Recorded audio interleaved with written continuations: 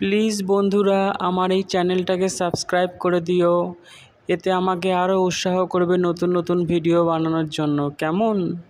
4 বন্ধু ছিল, নাম হলো রামু, শ্যামু, ভূত আর শিয়ালিনী। তাদের মধ্যে খুব বন্ধুত্ব ছিল। যদি কোনো জায়গায় যেত তাহলে সবসময় 4 জন একসাথেই যেত। এরপর 4 বন্ধু মিলে এক বিয়ে বাড়িতে যায় খেতে। খাবার নিয়ে সমস্যা হওয়ার জন্য তাদের মধ্যে তুমুল ঝগড়া হয়। আর ভূত রাগের বশে শামুকে ওপরে তুলে দেয়। এই দেখে রামু আর শিয়ালিনী ভূতকে খুব মারতে থাকে। রামু, মার ভূতকে। তুই আমাদের বন্ধুকে ওরকম মেরেছিস আর ওপরে ভাসিয়ে রেখেছিস। শামুকে নিচে নামা।